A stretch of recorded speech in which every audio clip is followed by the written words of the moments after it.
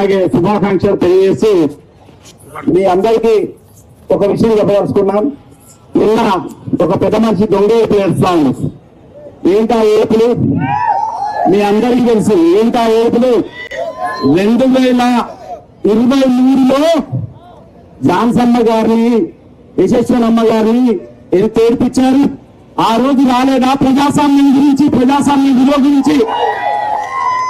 ఇదే కాదు, గతంలో 2014లో దేవరపల్లిలో కాంగ్రెస్ పార్టీ మెజార్టీ ఎంపీటీసీలను గెలుచుకుంటే దొంగ సాటున ఎత్తుకపోయి ఎంపీపీని చేసుకున్నటువంటి దయాకర్ రావు ఇవాళ ప్రజాస్వామ్యం గురించి గుర్తొచ్చిందా?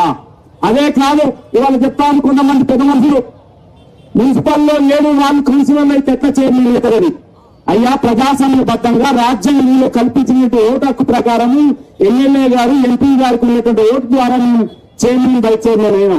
ఇది ప్రజాస్వామ్యం అని అడుగుతా ఉంది. మరి గత మున్సిపల్ ఎన్నికల్లో మీరందరూ చూశారు, కాంగ్రెస్ అభ్యర్థులను ఎక్కడ కూడా తిరగనీయకుండా ఇక్కడే పైన వేదిక పైన నుండి ఐలమ్మ గారిని కావచ్చు, శేఖర్ కావచ్చు, ఆనాడు రాంబాబు గారిని కావచ్చు, అలాగే గజానందం కావచ్చు, ఇంకా రాములమ్మని కావచ్చు, కనీసం బార్లలో కూడా తిరగలేదు.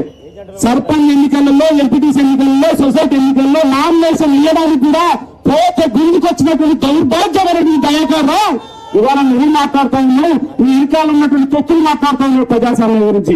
నేను ప్రశ్నిస్తే మా మీద ఎన్ని కేసులు పెట్టారు ఆనాడు మీకు అర్థం కాలేదా ప్రజాస్వామ్యం విలువ? ఆనాడు విలువలేదా ప్రజాస్వామ్యం గురించి అని చెప్పి మేము అడగదలుచుకున్నాం.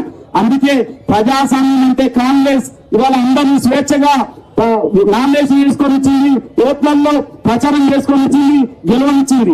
కానీ మీరు చేసినటువంటి దుర్మార్గాలు, ఆనాడు చేసినటువంటి దుర్మార్గాలు గుర్తుపెట్టుకుందని చెప్పేసి మేము వాళ్ళకి చెప్తా ఉన్నాం.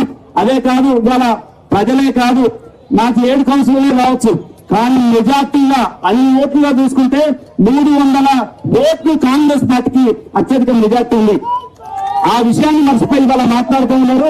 కాబట్టి తొరూరు ప్రజలు మా వెనుకల్లో ఉన్నారు, దేవుడు కూడా మా వెనుకల్లో ఉన్నారు. డ్రాలో కూడా చైర్మన్, వైస్ చైర్మన్ నాకు వచ్చిందంటేనే మేము నీతి వైపు న్యాయంగా గెలిచామనేటువంటి విషయాన్ని గుర్తుపెట్టుకోవాలని చెప్పేసి పిలిచి సోదరులకు తెలియజేస్తూ, మీరు ఎక్కడన్నా ప్రజాస్వామ్యం గురించి మాట్లాడితే అది